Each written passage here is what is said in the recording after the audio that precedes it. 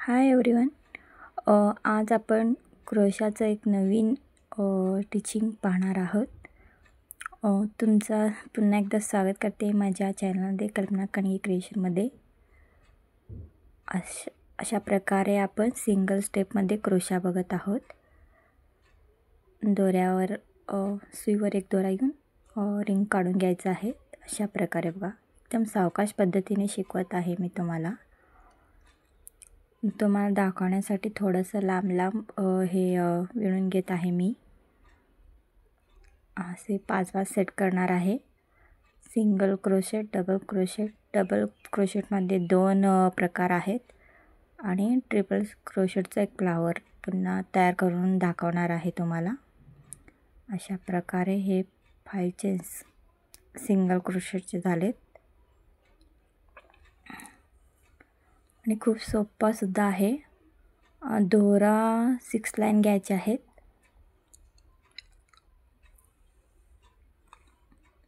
आता चेन घालून घेत आहे बघा. चेन तर अतिशय सोपा आहे. गोंड्या बांधण्यासाठी चेन हे खूप महत्त्वाचं चेन आहे.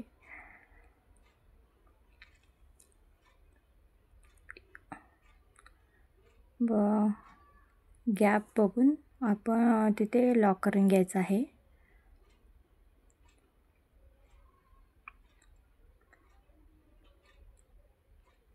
पुन्हा आपण आता डबल क्रोशेट पहा, इथं सिंगल लॉक करून घेतल्यामुळे तिथं थोडंसं लहान येतो डबल क्रोशेट, पुढे मोठे येतात. सुईवर 3 रिंग घेतात, त्यामधून एक दोरा घ्यायचा आहे. काल दाखवलेल्या व्हिडिओमध्ये असेच मी स्टिच करून घेतले आहे बघा. दुसरं सुईवर 2 खालनं एक घ्यायचे, 3 रिंग होतात, त्यामधून एक दोरा बाहेर काढायचा आहे. हे पण 5 तयार करून घेणार आहे.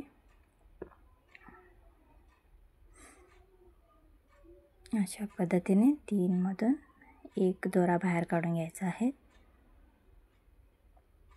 तुम्हाला फरक नंतर दाखवते मी. सिंगल क्रोशेट आणि डबल क्रोशेटमध्ये खूप फरक येत नाही. पुढे दुसरा प्रकार आहे ना, त्यामध्ये फरक दिसून येतो, पण ह्या दोन्हीमध्ये जास्त फरक दिसत नाही. आता चेन घालून घेतली मी. 4 किंवा 5 इनफ आहेत गोंड्या बांधण्यासाठी बघा. थोडंसं फरक जाणवतो, जास्त जाणवत नाही मी. पुन्हा लॉक करून घेऊन आता डबल क्रोशेटचे दुसरा प्रकार पाहत आहोत. टक करून घ्यायचं आहे असं सुईमधून. सुईमध्ये 2 दोरे घ्यायचे ऑलरेडी, पुन्हा खालनं एक, 3 असे येतात. 2 मधून एक आणि पुन्हा 2 मधून एक असे 3 म्हणजे 2 स्टेप असतात. त्याला डबल क्रोशेट असं म्हणतात. अगोदर आपण तिन्हीमधून एकदाच घेतलं होतं. आता ह्याच्यामध्ये तसं नाही, दोन्हीमधून एक आणि पुन्हा 2 मधून एक अशा पद्धतीने घ्यायचं आहे. घाई गडबड करू नका शिकताना, एकदम सावकाश पद्धतीने शिका. मी पण खूपच सावकाश दाखवलेलं आहे तुम्हाला. हे खांब आहेत ना, थोडेसे लांब वाटतात अगोदरच्यापेक्षा. अगोदर ना तिन्हीमधून एकदा घेतल्यामुळे ना ते छोटे छोटे खांब वाटतात, पण हे 2 मधून एक असल्यामुळे ह्याचे खांब ना थोडेसे, खूप पण नाही, थोडेसे मोठे वाटतात बघा. तुम्हाला दाखवत आहे. इथं अगोदर फर्स्ट लॉक केल्यामुळे ते छोटं आहे. बाकीचे 4 पॉईंट आहेत ना, ते थोडेसे मोठे वाटतात त्यापेक्षा. आता पुन्हा 4 चेन घालून घेऊ.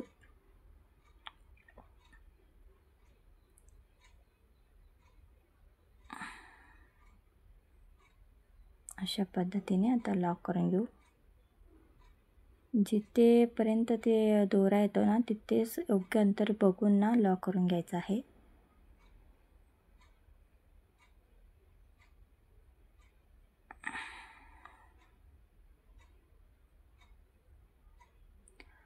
आता मी ना तुम्हाला पुढं ट्रिपल क्रोशेट दाखवणार आहे.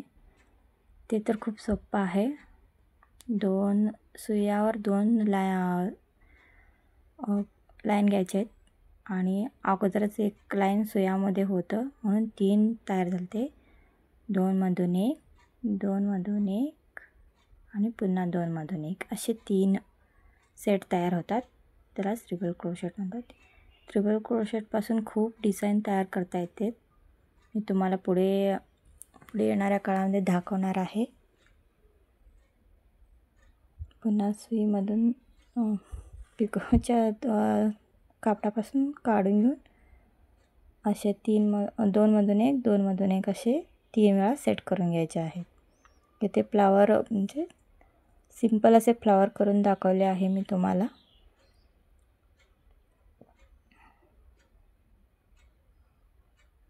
बघा सुईवर असे 3 स्टेप घेतले आहे. मग 2 मधून 1, 2 मधून 1 अतिशय सावकाश आणि सोप्या पद्धतीने सांगण्याचा प्रयत्न केले आहे. माझे व्हिडिओ आवडत असेल तर लाईक, शेअर, कमेंट करायला विसरू नका. आणि कसे वाटतात प्लीज कमेंट करून सांगा. सांगण्यात काही चुकत असेल तरी सांगा मला. बघा 4 खांब झालेत. आता 5वा खांब तयार करून घेऊ.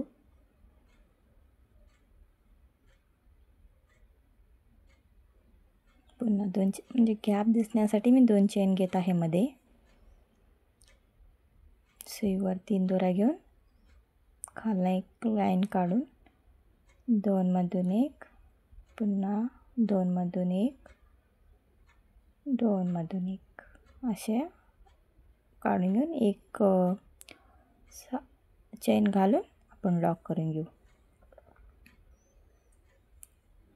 मागच्या व्हिडिओमध्ये ह्याच्यापासूनच मी पप तयार केले. ते खूप सुंदर आहे. पाहिले नसेल तर ते व्हिडिओ पहा. खूप सुंदर डिझाईन झालेला आहे. अशा प्रकारे पुन्हा 4 चेन घालून आता पुन्हा लॉक करत आहे. लॉक केल्यावर सुद्धा 2 पुन्हा चेन घालायचे आहेत आपल्याला. 2 चेन घालून कट करून घ्यायचं आहे. कट केल्यावर असं ओढलं की ना आपोआप लॉक होतो तो. अशा पद्धतीने मी दाखवण्याचा प्रयत्न केला पण त्या साईडचा व्हिडिओ आलाच नाही. सॉरी. आवडत असेल तर लाईक, शेअर, सबस्क्राईब करायला विसरू नका. Thank you for watching.